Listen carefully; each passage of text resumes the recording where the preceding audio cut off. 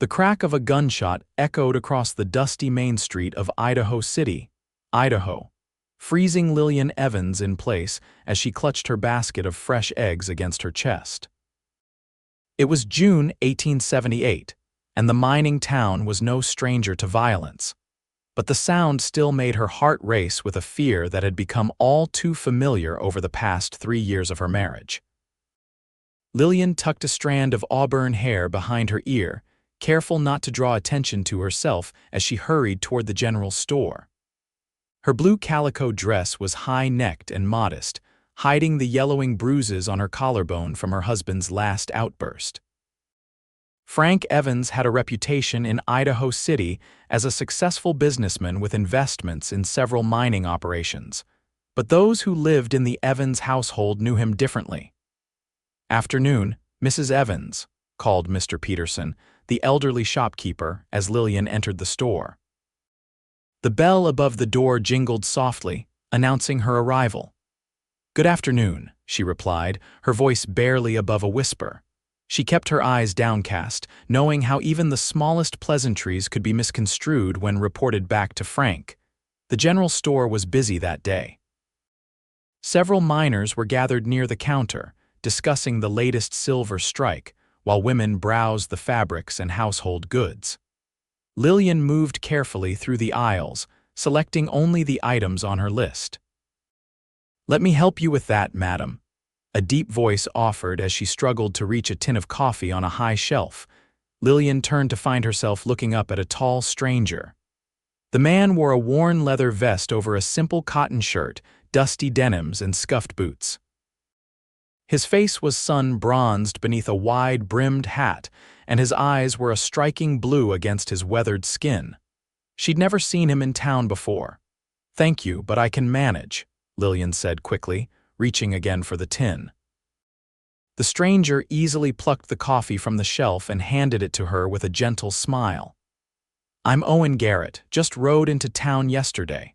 "Lillian Evans," she responded automatically, then immediately regretted offering her name. "Thank you for your assistance, Mr. Garrett." She hastily added the coffee to her basket and moved toward the counter, painfully aware of how Frank would react if he heard she'd been speaking to a strange man. "Don't mind Mrs. Evans," she overheard Mr. Peterson tell the newcomer as she paid for her items. "She's not usually so skittish. Her husband keeps a tight rein." Lillian felt her cheeks burn with humiliation as she gathered her parcels. She knew the townspeople whispered about her marriage, but few dared to interfere with Frank Evans' business. She hurried out the door, desperate to return home before Frank finished at his office. The afternoon sun beat down on Idaho City's Main Street as Lillian made her way back toward their house at the edge of town. The Evans residence was one of the finest in the area, a 2-story white house with green shutters and a wrap-around porch that had once represented Lillian's dreams of a happy future. Now it felt more like a prison. She was nearly home when she heard hoofbeats behind her. Glancing back, she saw Owen Garrett riding a sturdy chestnut gelding. "Mrs. Evans," he called, slowing his horse to match her pace. "I'm heading out to the Crawford place." "Am I on the right road?" Lillian hesitated. Old Man Crawford's ranch was indeed along this route past her own home. "Yes, continue straight for another 3 miles past the White House with green shutters." "Much obliged," Owen said, tipping his hat. His eyes lingered on her face a moment too long, and Lillian realized he'd noticed the fading yellow bruise near her temple where her bonnet didn't quite cover it. She quickly adjusted her headwear. "Good day, Mr. Garrett," she said firmly, increasing her pace. As Owen rode ahead, Lillian fought the strange flutter in her chest. There was something in the way the cowboy had looked at her not with pity but with understanding. It had been so long since anyone had truly seen her. When she reached home, Lillian immediately set to preparing dinner. Frank would expect a hot meal on the table when he arrived, and any deviation from his expectations could trigger his temper. She worked methodically, chopping vegetables and preparing a pot roast, trying to ignore the bruises on her wrists that ached as she worked. The sound of the front door slamming announced Frank's return. Lillian steeled herself, wiping her hands on her apron and straightening her posture. "Where's my dinner?" Frank demanded, striding into the kitchen. He was a tall man with thinning dark hair and a carefully trimmed mustache. His clothes were expensive, his watch chain gold. To outsiders, he was the picture of success and respectability. "Just finishing now," Lillian assured him. Gesturing to the table she'd already set, Frank grunted, dropping into his chair at the head of the table. As Lillian served him, he recounted his day, complaining about inefficient workers and incompetent partners. She listened attentively, knowing the danger of appearing disinterested. "I hear there's a new man in town," Frank said suddenly, watching Lillian's reaction closely. "Peterson mentioned you were talking to him today." Lillian's hand trembled slightly as she set down the gravy boat. "He helped me reach something on a high shelf, nothing more." Frank's eyes narrowed. "And you told him your name?" "It was just common courtesy, Frank. He introduced himself first." The blow came so quickly Lillian didn't have time to react. Frank's open hand caught her across the face, sending her stumbling against the kitchen counter. "Common courtesy," he mimicked cruelly. "You think I don't know what you're doing, flirting with strangers while I work to keep a roof over your head?" "I wasn't flirting," Lillian protested, one hand pressed to her stinging cheek. "It was nothing, Frank, please." "Nothing, like it was nothing with Thomas Miller last month or Richard Cooper at church." Frank stood, his chair scraping loudly against the wooden floor. "You make me look like a fool, Lillian." "I've never been unfaithful," she whispered, tears welling in her eyes. "Never, lying whore," Frank hissed, grabbing her arm and twisting it painfully. "I saw how you smiled at him. Peterson told me everything." The rest of the evening passed in a blur of pain and terror. By the time Frank's rage subsided, Lillian lay curled on the kitchen floor, her ribs aching and fresh bruises forming on her arms and back. Frank stepped over her to return to his dinner, which had grown cold. "Clean yourself up," he ordered between bites. "And don't think about running to your parents. Your father still owes me money and I'll ruin them if you cause trouble." Lillian slowly pulled herself to her feet, using the counter for support. She knew his threats weren't empty. Her father's failing farm was mortgaged to Frank's bank, and her parents were barely holding on as it was. She had nowhere to go, no one to turn to. Later that night, as she lay beside Frank's snoring form, Lillian stared at the ceiling and allowed herself to imagine a different life.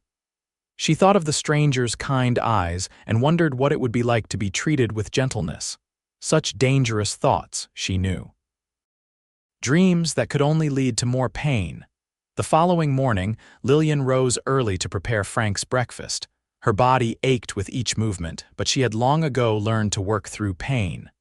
Frank ate quickly, barely acknowledging her presence before leaving for his office. "I'll be home late tonight," he informed her at the door. "The mining consortium is meeting at the hotel. Have dinner waiting when I return." After he left, Lillian allowed herself a moment of relief. Hours without Frank's watchful eyes were precious, even if her tasks remained the same. She went about her morning chores, sweeping the porch and tending to her small kitchen garden. It was while she was hanging laundry in the backyard that she noticed a rider approaching along the road. As the figure drew closer, she recognized Owen Garrett's chestnut gelding. Her heart raced with panic. If anyone saw him speaking to her, word would get back to Frank. Owen slowed his horse as he neared the Evans property. Lillian quickly ducked behind a sheet she'd just hung, hoping he wouldn't notice her. "Mrs. Evans." Owen called out, stopping his horse at the edge of the yard. "I know you're there. I just wanted to check if you're all right." Lillian hesitated, then stepped out from behind the laundry. "Mr. Garrett, you shouldn't be here. My husband isn't home," Owen finished for her. "I saw him heading into the mining office in town." He dismounted, keeping a respectful distance but close enough that Lillian could see the concern in his eyes. In the bright morning light, there was no hiding the fresh bruise on her cheek or the careful way she held herself to minimize the pain in her ribs. "This isn't your concern, Mr. Garrett," Lillian said firmly, though her voice trembled. "Please leave before someone sees you here." Owen removed his hat, revealing thick, dark hair that curled slightly at the nape of his neck. "I've been hired as the new foreman at the Crawford Ranch," he explained. "I'll be staying in these parts for a while." "Congratulations," Lillian replied tersely. "Now please go." Instead of leaving, Owen reached into his saddlebag and pulled out a small jar. "This is arnica salve. Good for bruises," he said, setting it on the fence post between them. "My mother used to make it." The simple kindness nearly undid Lillian's composure. "Why are you doing this?" she asked, her voice barely audible. "You don't even know me." "I know enough," Owen said quietly. "I know what a man who hits a woman looks like. I've seen it before." Lillian glanced nervously toward the road. "If Frank finds out you were here, I understand," Owen interrupted, putting his hat back on. "But if you ever need help, I'm at the Crawford place." He mounted his horse and added, "Everyone deserves to be safe in their own home, Mrs. Evans." With that, he rode away, leaving Lillian staring at the small jar on the fence post. After a moment's hesitation, she grabbed it and tucked it into her apron pocket, her mind spinning with confusion and an emotion she didn't dare name. Over the next 2 weeks, Lillian caught glimpses of Owen Garrett in town. He would tip his hat to her if they passed on the street, but never approached her directly, seeming to understand the danger such attention posed. Each time she saw him, that same strange flutter returned to her chest, a feeling of possibility that both terrified and tantalized her. Frank's violence continued to escalate. The smallest perceived slight would set him off, and Lillian learned to predict his moods with the hypervigilance of prey sensing a predator. On good days, he merely berated her. On bad ones, he left marks that became increasingly difficult to hide. One rainy afternoon in late June, Lillian was purchasing supplies at the general store when Mrs. Peterson, the shopkeeper's wife, pulled her aside. "Lillian," the older woman whispered, "I've got some patterns in the back room I think might interest you. Would you come look?" Confused but unwilling to be impolite, Lillian followed Mrs. Peterson through a curtained doorway into the storage area behind the shop. "There are no patterns, are there?" Lillian asked when they were alone. Mrs. Peterson shook her head, her kind face creased with worry.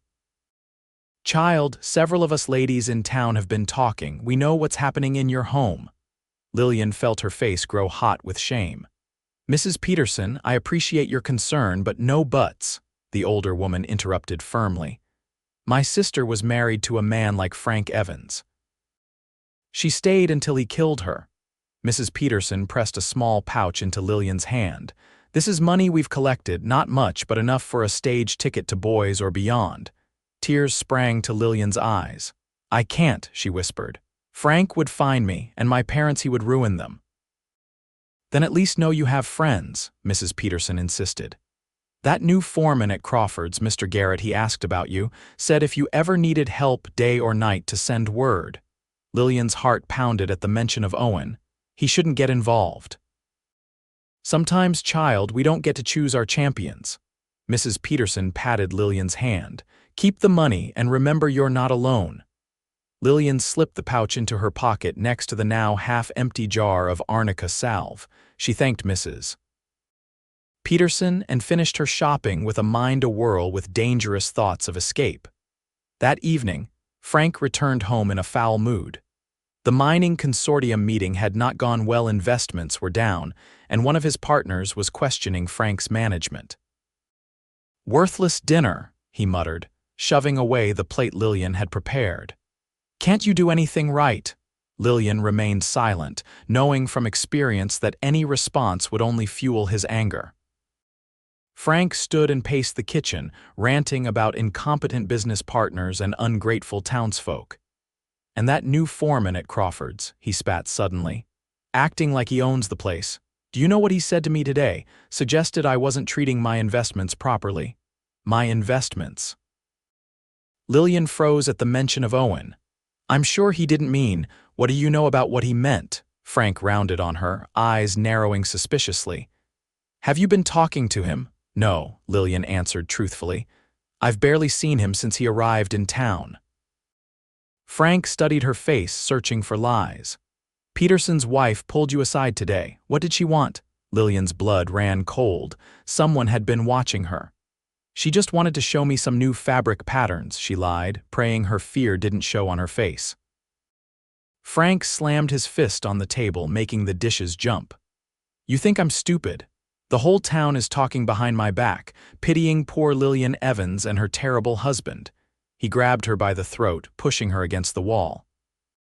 Lillian clawed at his hands, struggling to breathe as black spots danced before her eyes. I should have known you'd be spreading lies, Frank hissed, his face inches from hers. Just like your mother, always complaining, never grateful. He released her suddenly, and Lillian collapsed to the floor, gasping for air. Frank towered over her, his rage transforming his handsome features into something monstrous. You're not leaving this house for a week, he declared. No church, no shopping, I'll bring home what we need. And if I hear you've been entertaining visitors while I'm gone. He let the threat hang unfinished in the air. That night, as Frank slept, Lillian lay awake planning her escape. Mrs. Peterson's money pouch contained nearly $20, enough for a stage ticket and perhaps a few nights lodging somewhere far away. But what then? She had no skills besides keeping house, no family besides her struggling parents who would surely bear the brunt of Frank's revenge. In the morning, Frank locked the front door from the outside before leaving for work. Lillian stood at the window, watching his retreating back with a mixture of fear and determination. She couldn't stay, that much was clear. Frank's violence was escalating, and she feared he might eventually kill her in one of his rages. Lillian packed a small carpet bag with essentials.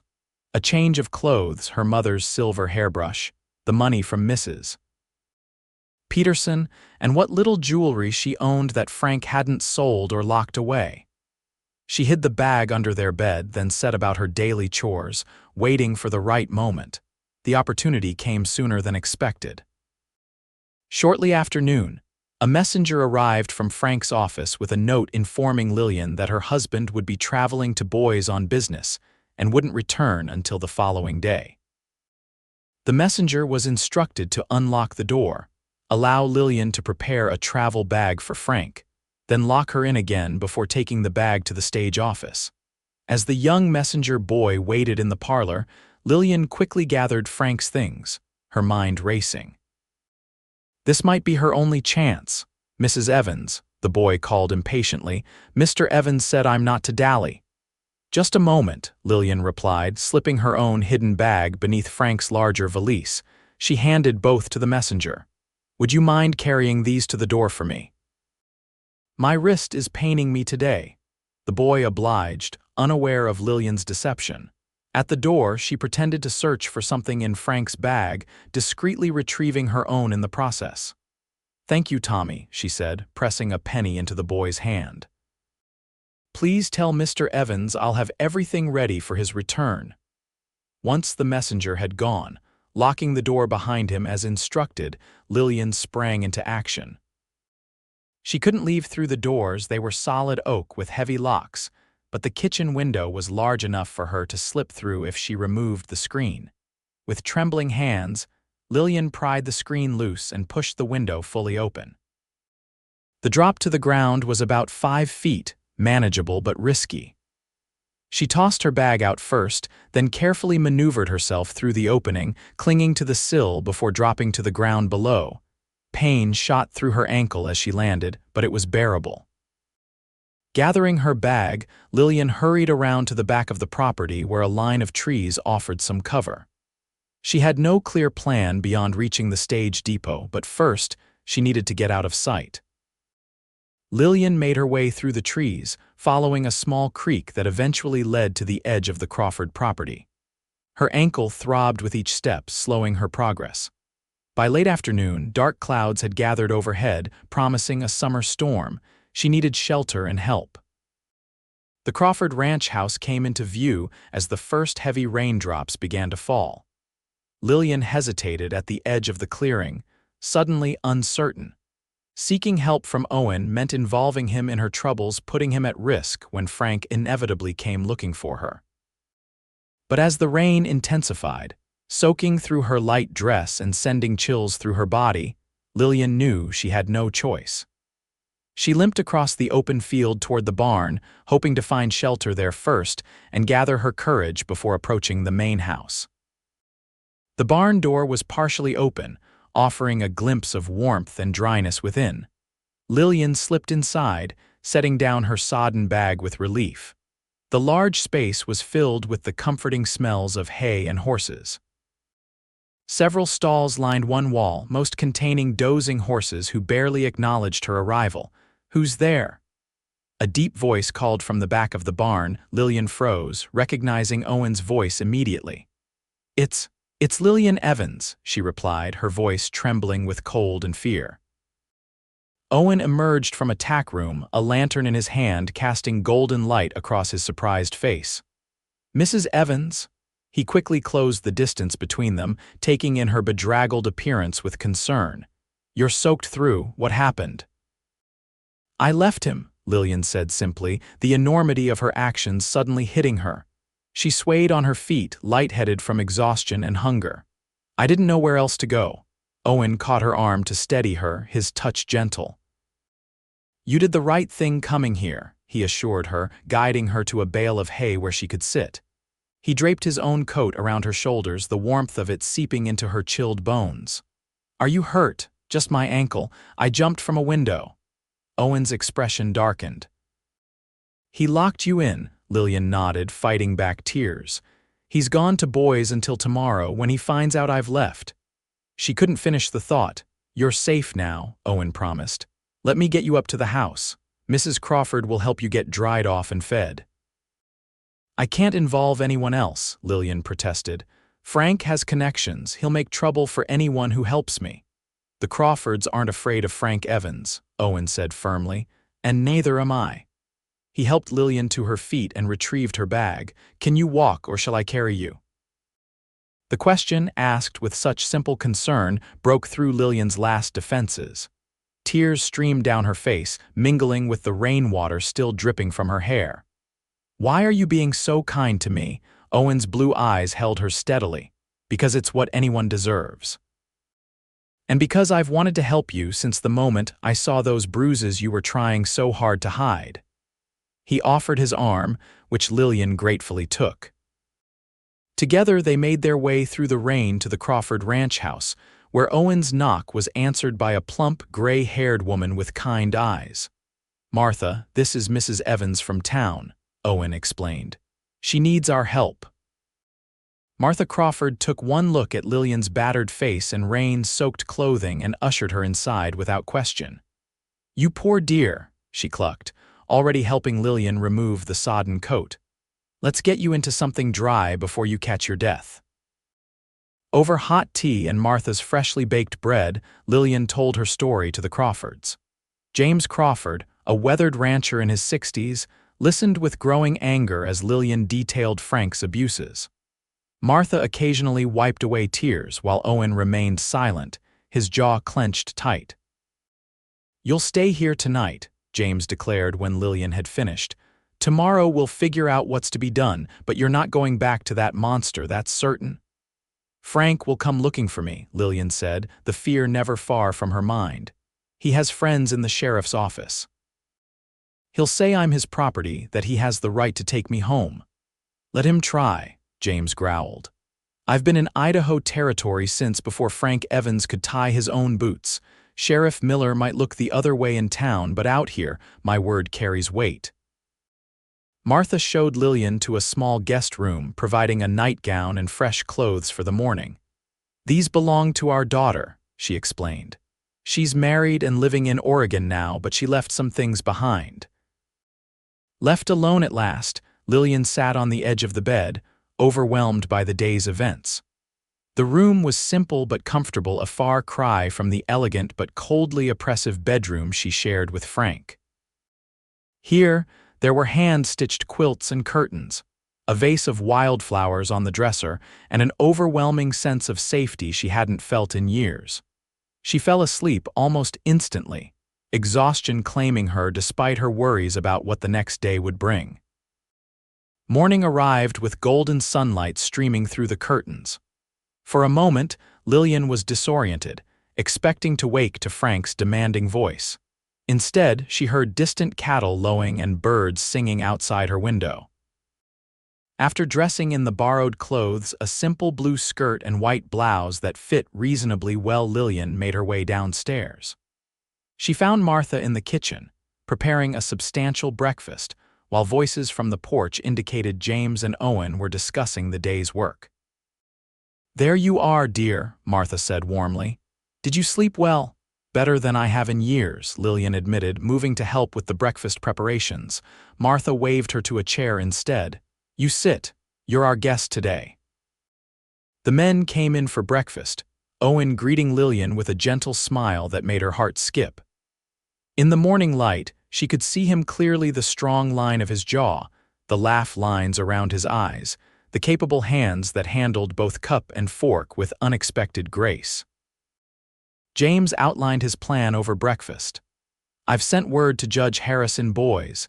He's a fair man who won't be swayed by Evans' money. He can issue papers protecting you until a proper divorce can be arranged." "Divorce," Lillian whispered, the word both terrifying and thrilling.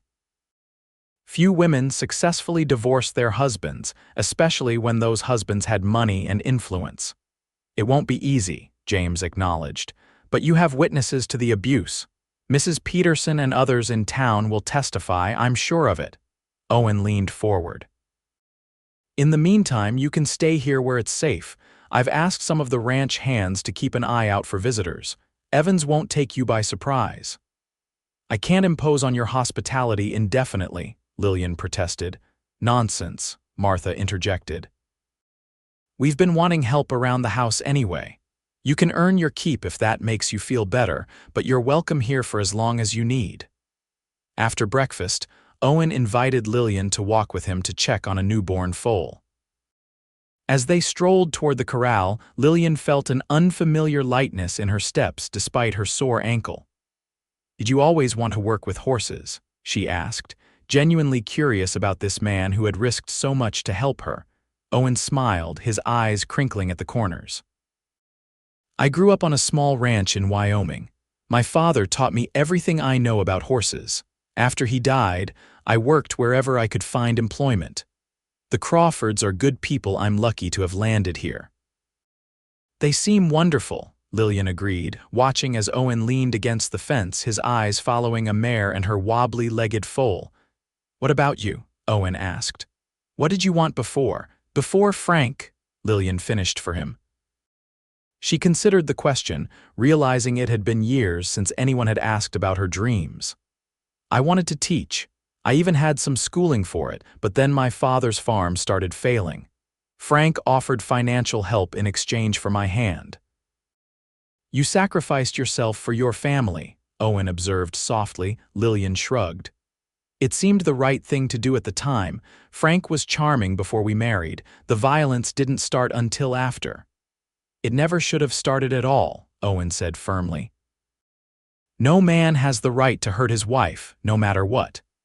They reached the corral where the new foal was nursing from its mother. The sight of the small creature, so dependent yet growing stronger by the day, stirred something in Lillian's chest. "He'll be strong," Owen said, nodding toward the foal. "Sometimes the ones that start out shakiest end up being the strongest in the herd." Lillian met his gaze, understanding the message beneath his words. "I hope you're right." Their peaceful morning was shattered by the sound of approaching horses. Owen immediately tensed, moving slightly in front of Lillian as 3 riders came into view. "It's Sheriff Miller," he murmured, "with Frank and his clerk, Simmons." Fear gripped Lillian's heart. "He's found me already." Owen placed a reassuring hand on her arm. "Stay behind me, I won't let him take you." The riders pulled up near the corral, Frank's face contorted with rage when he spotted Lillian. He dismounted quickly, striding toward them with the sheriff trailing behind. "There's my wife," Frank declared loudly. "Sheriff, I want this man arrested for kidnapping." Sheriff Miller, a portly man with a gray mustache, looked uncomfortable. "Now, Evans, let's not jump to conclusions. I'm just here to sort this out peaceful-like." Owen stood his ground. "Mrs. Evans came here of her own accord, Sheriff. She's under the protection of the Crawford Ranch." Frank's face reddened. "She's my wife, Garrett, my property by law. She's coming home with me now." "I'm not going back," Lillian said, finding her voice despite her terror. She stepped out from behind Owen, though she stayed close to his side. "Not ever, Frank. You ungrateful whore," Frank snarled, lunging forward. Owen moved with surprising speed, intercepting Frank before he could reach Lillian. "That's enough," he said firmly, his voice deadly calm. "You won't speak to her that way, and you certainly won't touch her." The sheriff stepped between them. "Everyone calm down. Evans, your wife has the right to stay where she pleases until a judge says otherwise." "She's my wife," Frank shouted. "And she bears the marks of your fists," came James Crawford's voice as the rancher approached from the house, shotgun in hand. "Sheriff, I've sent for Judge Harris. Until he arrives, Mrs. Evans is our guest." Sheriff Miller scratched his chin, clearly torn between enforcing Frank's marital rights and responding to the clear evidence of abuse visible on Lillian's face. "Perhaps it's best if the lady stays here for now," he said finally. "At least until Judge Harris can sort this out legally." Frank's face contorted with fury. "You'll regret this, Lillian, all of you will." He jabbed a finger at Owen. "Especially you, Garrett. I know your type, thinking you can steal another man's wife." "The only thief here is you," Owen replied evenly. "You stole years of Mrs. Evans' life, her happiness, and her safety. That ends today." With the sheriff unwilling to force Lillian's return and James Crawford's shotgun making a persuasive argument for departure, Frank had no choice but to leave. As he mounted his horse, he fixed Lillian with a venomous glare. "This isn't over," he promised before spurring his horse away, his clerk following closely behind. Sheriff Miller lingered a moment. "I'll do what I can to keep him in line," he told James quietly, "but you know his influence in town, be careful." With a nod to Lillian and Owen, he too departed. In the days that followed, Lillian began to settle into life at the Crawford Ranch. Martha taught her to make cheese and butter from the milk of their small dairy herd, while James showed her how to tend the vegetable garden that supplied much of their food. The work was hard but satisfying, so different from the meaningless tasks Frank had set for her to keep her occupied and isolated. And then there was Owen. He kept a respectful distance, never presuming upon her growing friendship, but Lillian found herself drawn to him nonetheless. He was kind to the horses, patient with the youngest ranch hands, and unfailingly gentle with her. Sometimes she would catch him watching her with an expression that made her heart race in a way that had nothing to do with fear. One evening, about a week after Lillian's arrival, she was helping Martha prepare dinner when James burst into the kitchen, his expression grave. "Evans is gathering men in town," he announced without preamble. "Word is he's planning to come tonight to take Lillian by force." Martha gasped, her hand flying to her throat. "He wouldn't dare. He's desperate," James replied. "Judge Harris arrives tomorrow. Evans knows once legal proceedings begin, his chances of getting Lillian back diminish." Owen appeared in the doorway, his face grim. "How many men?" "6 or 7, according to our friend at the saloon, all hired guns, not locals." Lillian felt the blood drain from her face. "This is my fault. I've brought danger to your home." "Nonsense," James said firmly. "Evans is the one bringing trouble and we'll be ready for him." Owen nodded. "I've already told the hands. They're all staying tonight, armed and watchful." "I should leave," Lillian insisted. "Go somewhere Frank won't think to look, and let him win." Owen shook his head. "You deserve justice, Lillian, not a life on the run." The use of her first name, so intimate and natural on his lips, momentarily distracted Lillian from her fear. Something in Owen's eyes told her he hadn't meant to be so familiar, but neither did he regret it. As darkness fell, the ranch prepared for a potential attack. The women loaded spare rifles while James positioned his men strategically around the property. Owen checked and rechecked the horses, ensuring they were secure in case gunfire spooked them. "You should rest," he told Lillian when he found her sitting alone on the porch, staring into the darkness. "Tomorrow will be a long day with the judge arriving." Lillian shook her head. "I couldn't sleep knowing what's coming." Owen sat beside her, leaving a proper distance between them. "We'll protect you," he promised. "I won't let him hurt you again." "It's not me I'm worried about," Lillian confessed. "The thought of any of you being harmed because of me." She trailed off, unable to complete the thought. Owen's hand covered hers briefly, a fleeting touch that nonetheless sent warmth cascading through her. "Some things are worth fighting for, Lillian." The way he looked at her in that moment, as if she were precious and worthy of protection, made her breath catch. No one had ever looked at her that way, not even Frank in their earliest courting days. They sat in companionable silence for a time, listening to the night sounds of the ranch. Finally, Lillian asked the question that had been on her mind since the day she arrived. "Why did you notice? When you first came to town, why did you see what others ignored for years?" Owen was quiet for a long moment. "My mother," he finally said, his voice low.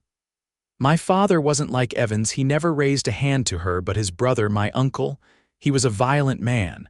I watched my cousin and aunt suffer for years before my father finally intervened.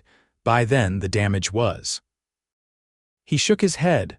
"I promised myself I'd never stand by if I saw it happening to someone else." Lillian's heart ached for the boy he must have been, watching helplessly as people he loved were hurt. "You're a good man, Owen Garrett." A shout from one of the ranch hands interrupted their conversation. "Riders coming!"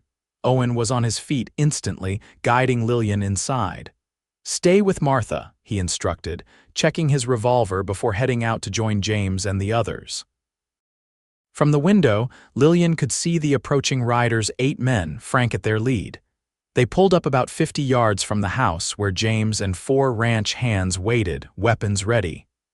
Owen stood slightly apart, his stance calm but alert. "Evans," James called out. "This is private property. Turn around and go home." Frank's voice carried clearly through the night air. "I've come for my wife, Crawford. Send her out and no one needs to get hurt." "She's not your property," Owen responded, stepping forward. "The law will decide this tomorrow. Go back to town." Frank laughed, a chilling sound that made Lillian shiver despite the warm summer night. "The law? I am the law in Idaho City. Now stand aside or we'll remove you." One of Frank's men raised his rifle, aiming at Owen. Without thinking, Lillian rushed out onto the porch. "Stop!" she cried. "Don't shoot, Lillian. Get back inside," Owen ordered, not taking his eyes off Frank and his men. Frank's face twisted into a triumphant smile at the sight of his wife. "There she is. Come here, Lillian, now." "No," Lillian replied, her voice steady despite her racing heart. "I'm never coming back to you, Frank. Never." Frank's smile vanished. "Then I'll take you by force." He nodded to his men, who spread out in preparation to charge. The tension was broken by the sound of more horses approaching a larger group coming from the direction of town. Everyone turned to see Sheriff Miller leading at least a dozen men, including several Lillian recognized as business owners from Idaho City. "That's far enough, Evans," the sheriff called as they drew near. "Judge Harris heard about your plans and sent us to make sure there's no trouble before he arrives tomorrow." Lillian saw the shock on Frank's face quickly transform to calculation. He was outnumbered now, and violence before a judge's ruling would only hurt his case. "We were just having a discussion, Sheriff," Frank said smoothly, his rage concealed behind a practiced smile. "A man has the right to speak to his own wife." "From a distance," the sheriff agreed. "Now, I suggest you and your men head back to town. The judge will hear both sides tomorrow." For a moment, Lillian thought Frank might refuse, might order his men to attack anyway, but self-preservation won out. With a final venomous look at her and Owen, Frank wheeled his horse around. "This isn't over," he called over his shoulder, the same threat he'd made before, but this time with a deadly edge that made Lillian's blood run cold. As Frank and his hired guns rode away, the sheriff approached the house. "Mrs. Evans," he greeted her with a nod. "Judge Harris will hold court at 10 o'clock tomorrow morning in the town hall. He asks that you be present." "I'll be there," Lillian promised, relief washing over her. Tomorrow might finally bring an end to Frank's control over her life. The sheriff and his posse departed, leaving a few men behind as additional protection through the night. As the adrenaline of the confrontation faded, Lillian found herself trembling. Owen guided her gently back inside, his hand warm and steadying at the small of her back. "You were very brave," he told her quietly. Lillian shook her head. "I was terrified. I still am." "Being brave doesn't mean you're not afraid," Owen said. "It means you face your fears anyway." In the safety of the Crawfords' parlor, surrounded by people who had risked their lives to protect her, Lillian allowed herself to believe, for the first time, that she might actually be free of Frank Evans. The next morning dawned bright and clear. Lillian dressed carefully in her best borrowed outfit, a green skirt and white shirtwaist that Martha had altered to fit her slender frame. Her bruises had faded somewhat, but the yellow-green marks on her arms and the healing cut near her temple remained visible evidence of Frank's brutality. The ride to town was tense. James drove the wagon with Martha and Lillian, while Owen and two ranch hands rode alongside as protection. They arrived at the town hall to find it already crowded with spectators. News of the confrontation at Crawford's ranch had spread quickly, and it seemed everyone in Idaho City wanted to witness the proceedings. Judge Harris, a tall man with silver hair and piercing gray eyes, called the informal hearing to order promptly at 10. He explained that this was not a trial but rather a hearing to determine Lillian's immediate status and safety while divorce proceedings could be arranged. Frank sat at a table with his lawyer, his face a mask of righteous indignation. He had dressed impeccably in his finest suit, presenting the image of a respectable businessman wronged by his wayward wife. Lillian sat with the Crawfords, Owen standing protectively behind her chair.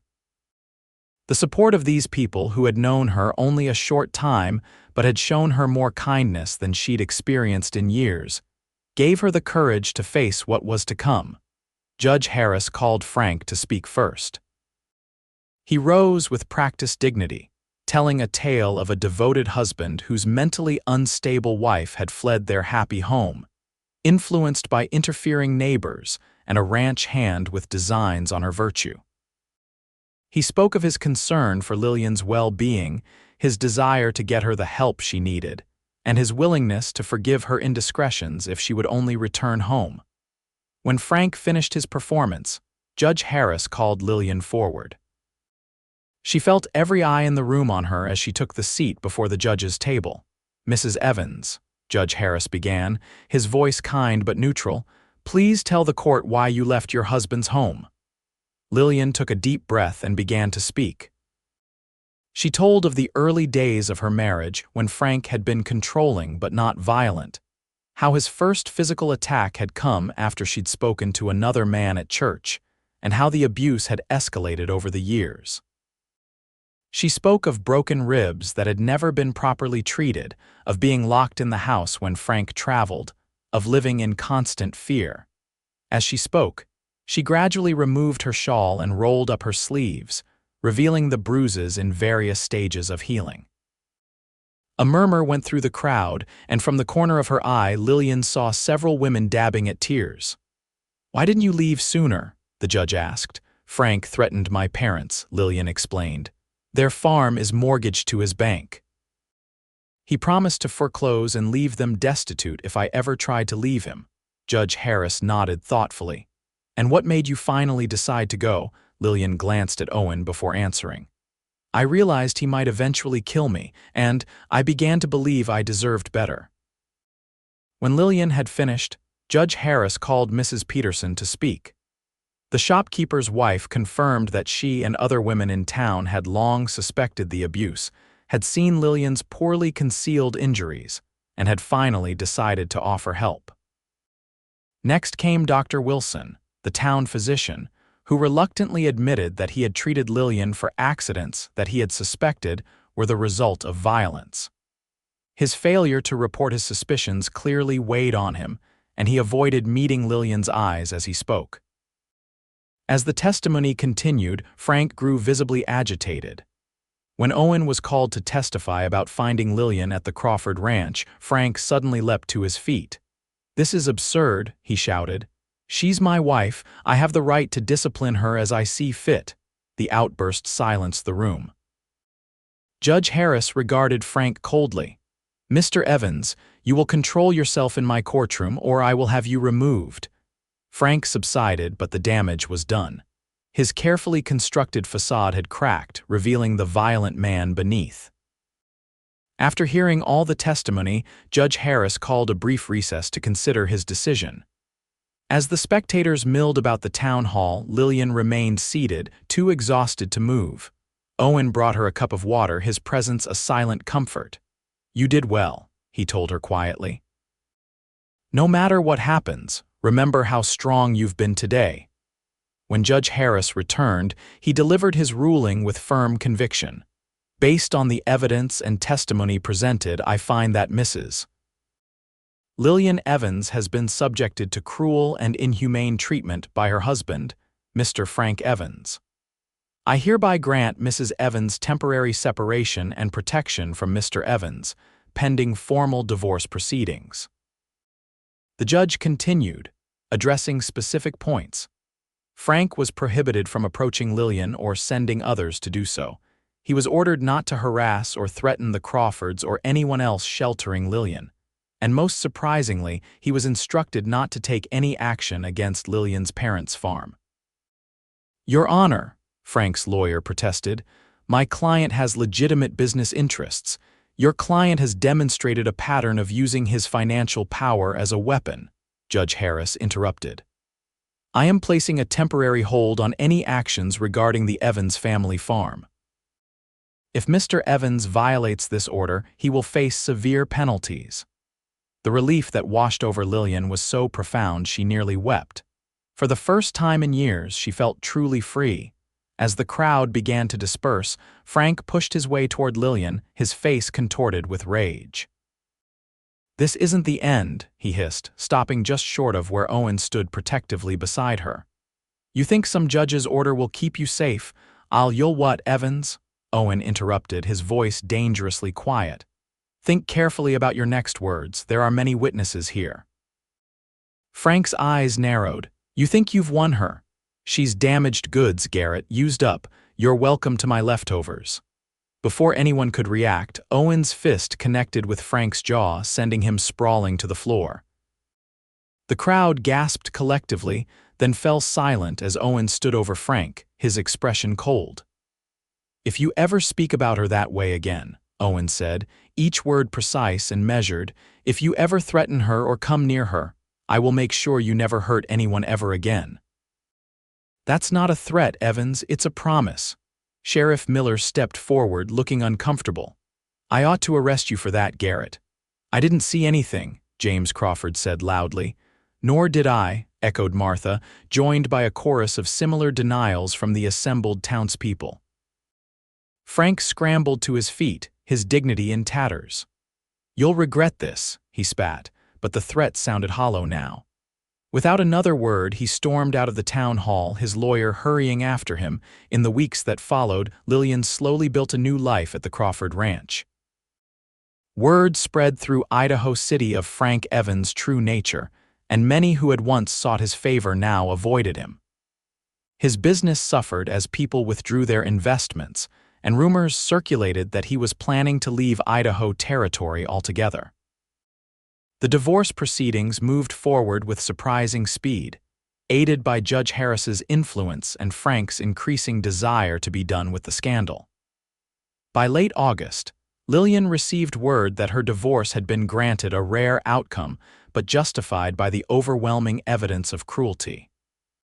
As summer faded into autumn, Lillian found herself settling into a routine at the ranch. Martha taught her to preserve the garden's bounty for winter, while James showed her how to keep the ranch's accounts. She discovered a talent for working with the horses, particularly the more skittish ones that seemed to respond to her gentle patience. And always, there was Owen. Their friendship deepened with each passing day, though both carefully maintained proper boundaries.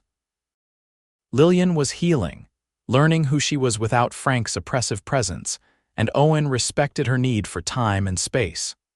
One crisp October evening, Lillian was returning from the chicken coop with a basket of eggs when she found Owen waiting by the garden gate. The setting sun turned his dark hair to gold at the edges and deepened the blue of his eyes. "Walk with me," he asked, offering his arm in a gesture that was both courtly and casual. Lillian set down her basket and accepted his arm. They strolled toward a small hill overlooking the ranch, where the last rays of sunlight painted the buildings and fields in warm, amber hues. "It's beautiful here," Lillian said, breathing in the crisp autumn air. "It is," Owen agreed, though when she glanced up, she found him looking not at the view but at her. They reached the top of the hill, where a single oak tree spread its branches against the darkening sky. Owen seemed unusually nervous, shifting his weight from one foot to the other. "Is something wrong?" Lillian asked. Owen shook his head. "Nothing's wrong, I've been wanting to talk to you." He took a deep breath. "The Crawfords have offered me a partnership in the ranch." "Owen, that's wonderful," Lillian exclaimed, genuinely happy for him. "You deserve it." "There's more," he continued. "James wants to step back, let me take over more of the daily operations. He and Martha have been talking about visiting their daughter in Oregon more often." "They trust you," Lillian said. "That says a great deal about your character." Owen nodded, then reached for her hands, holding them gently in his own. "Lillian, these past months, watching you heal, seeing your strength, I've never admired anyone more." Lillian's heart began to race. "Owen, please let me finish," he said softly. "I know it might be too soon. You've been through so much, and the last thing I want is to rush you, but I need you to know how I feel." His blue eyes held her steadily. "I love you, Lillian. I think I started falling in love with you that very first day in the general store, when you tried so hard to be invisible but couldn't hide your spirit." Tears filled Lillian's eyes, but they weren't tears of sadness. "I never thought I could feel this way again," she whispered. "I was so broken, so afraid to trust, but you never pushed, never demanded, you just offered kindness when I needed it most." Owen's thumb gently wiped away a tear that had spilled onto her cheek. "I don't expect an answer now, I just wanted you to know where I stand." "Whatever you decide, whether you need more time," or Lillian silenced him by placing her fingers gently against his lips. "I love you too, Owen Garrett," she said, the words feeling both terrifying and perfectly right. "I think I've known it for some time, but I was afraid to trust my own heart." The joy that spread across Owen's face was like sunrise. Slowly, giving her every opportunity to pull away, he lowered his head until his lips met hers in a kiss so gentle it brought fresh tears to her eyes. This was how love was supposed to feel, not possessive or controlling, but freeing. When they finally parted, Owen rested his forehead against hers. "I promise you, Lillian, I will spend every day trying to be worthy of your trust. I will never raise a hand to you in anger. I will never try to own you or control you." "I know," Lillian whispered, and she did know, with a certainty that went bone deep. "That's why I can love you without fear." They walked back to the ranch hand in hand, their future stretching before them like the vast Idaho sky wide open with possibility. In November, Owen began building a small house on Crawford land, a wedding gift from James and Martha, who had come to see Lillian as the daughter they'd always wanted. The house wasn't grand like the one Frank had kept her in, but every board was placed with love, every window positioned to catch the morning light. News came that Frank Evans had indeed left Idaho Territory, heading to San Francisco after selling most of his holdings in Idaho City. Lillian's parents were able to keep their farm, the mortgage now held by a more reasonable banker who allowed them time to repay their debt. On a clear December day, with snow dusting the hills around Idaho City, Lillian and Owen were married in the town church. She wore a simple dress of deep blue, a color she chose for herself, rather than the white Frank had insisted on for their wedding. Owen stood tall and proud beside her, his voice steady as he promised to cherish and respect her all the days of their lives. The same townspeople who had once looked away from Lillian's bruises now filled the church to celebrate her new beginning. Mrs. Peterson wept happy tears, while Dr. Wilson solemnly shook Owen's hand, as if passing on a sacred trust. After the ceremony, as they drove back to the Crawford Ranch in a wagon decorated with pine boughs and ribbons, Owen looked at his bride with wonder. "Happy?" he asked, his arm warm around her shoulders. Lillian leaned into him, feeling the steady beat of his heart against her cheek. "More than I ever dreamed possible," she replied truthfully. "This feels like the beginning of a story, not the end." Owen's arms tightened around her. "It is the beginning," he promised, "and we'll write every page together." As winter gave way to spring and spring to summer, their small house on the Crawford Ranch became a home. Lillian planted a garden that bloomed with colors Frank would never have allowed: wild, joyful splashes of flowers among the practical vegetables. She began teaching the children of neighboring ranchers, fulfilling her old dream in a new way. Owen's partnership with the Crawfords flourished, bringing prosperity to all. He proved to have a good head for business as well as a way with horses, and under his management, the ranch expanded its breeding program with notable success. In the fall of 1880, Lillian gave birth to a son they named James Owen, after the man who had given them their start and the father who would raise him with gentle hands and an open heart. As Lillian watched Owen cradle their infant son, tears of gratitude filled her eyes. This was what love looked like: not possession or control, but protection and nurturing growth. The years passed, bringing 2 more children: a daughter, Martha Rose, and another son, William Thomas. Their home expanded along with their family, but it remained a place of warmth and safety, its doors open to friends and travelers alike. Occasionally, Lillian would hear news of Frank. He had remarried in California, then divorced again. His business ventures rose and fell. But these stories touched her less and less as time went on, becoming as distant as a half-remembered nightmare. What remained vivid was the memory of that first day. Owen had noticed her bruises when no one else would acknowledge them. The day someone had finally seen her pain and decided it mattered. The day a cowboy had made sure her husband would never beat her or anyone ever again. On their 10th anniversary, Owen gave Lillian a small silver locket containing miniature portraits of their 3 children. As he fastened it around her neck, his fingers gentle against her skin, he whispered, "Do you ever regret it? Taking such a risk that day you fled to the Crawford Ranch." Lillian turned in his arms, studying the face that had become as dear and necessary to her as breathing. The years had added a few lines around his eyes, a touch of silver at his temples, but his gaze still held the same steadfast kindness that had saved her. "Never," she said with absolute certainty. "That wasn't a risk, Owen. It was the first truly safe choice I ever made." In the golden light of their home, surrounded by the life they had built together, Owen kissed his wife with all the tenderness of a man who understood the precious gift of her trust.